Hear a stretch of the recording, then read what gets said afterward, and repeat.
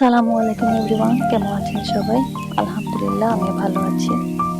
এটা আমার চ্যানেলের প্রথম ভিডিও, যদিও এটা আমার কুকিং চ্যানেল না, তারপরেও ভাবলাম আপনাদের সাথে একটু পায়েস রেসিপিটা শেয়ার করি, কারণ আমার হাতে এটা খুব ভালো হয় আর এটা একদম ডিফারেন্ট রেসিপি, অনেক কম সময়ের মধ্যে হয়ে যায়। আর এটা আমার একদম নিজস্ব একটা রেসিপি, আমি সবসময় এই রেসিপি ফলো করেই করি, মানে একদম আমার নিজের মতো করে। সো এখানে দেখতে পাচ্ছেন আমি নারকেলটা রেডি করে নিয়েছি। আর পায়েসে আমার অনেক বেশি নারকেল পছন্দ, আমি অনেক বেশি নারকেল ইউজ করি প্রত্যেকবার পায়েস রান্না করতে। পায়েসের জন্য এখানে আমি প্রায় 1.5 লিটার দুধ নিয়েছি। তারপর দুধের মধ্যে আমি এলাচি, দারচিনি এগুলো আমার পছন্দ মতো দিয়ে দিলাম। তারপর আমি আর দুধটা ঘন করার জন্য আমি এখানে গুঁড়ো দুধ ইউজ করেছি। আপনারা আপনাদের পছন্দ মতো কম বেশ করে নিতে পারেন। আপনারা চাইলে কনডেন্স মিল্কও ইউজ করতে পারেন স্বাদের জন্য।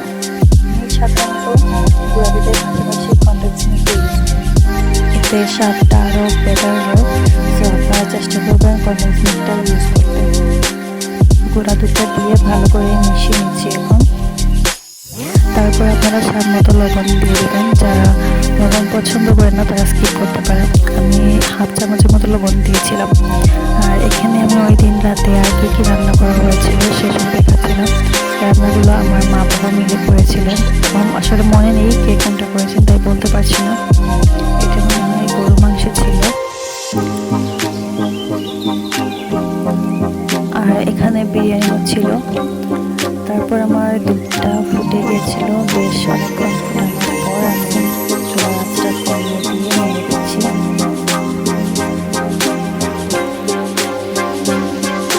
তারপর আমি এখানে আগে থেকে ভিজিয়ে রাখা সাবুদানাটা দিয়ে দিচ্ছি।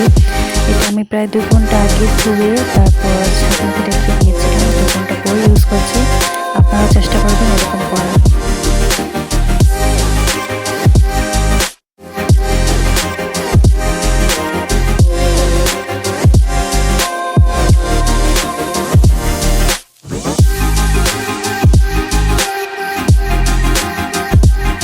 সাবু দেওয়ার পর চুলার আঁচটা বাড়িয়ে আমি করতে দিয়েছিলাম।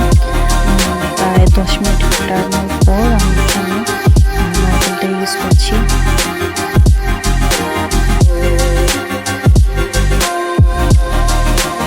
পায়েস অনেকটা ঘন হওয়ার পর আমি এখানে চিনি ইউজ করছি। আমি প্রায় 1 কাপের মতো চিনি ইউজ করেছি, কারণ আমি মিষ্টি অনেক কম পছন্দ করি। তারপর আমি এখানে কিশমিশ দিয়ে দিলাম। অন্যান্য সময় আমি বাদামও দিই, কিন্তু ওই দিন অ্যাভেলেবেল ছিল না বাসায়, তাই দেওয়া হয়নি। আপনারা চেষ্টা করবেন দিতে। এই তো পায়েস রেডি। আর আমি অনেক সরি, ওই দিন সার্ভ করার পর পায়েসের ভিডিওটা আমি ভুলে গিয়েছিলাম। অবশ্যই এভাবে ট্রাই করবেন পায়েসটা, আর ভালো লাগলে লাইক, কমেন্ট অ্যান্ড সাবস্ক্রাইব করবেন।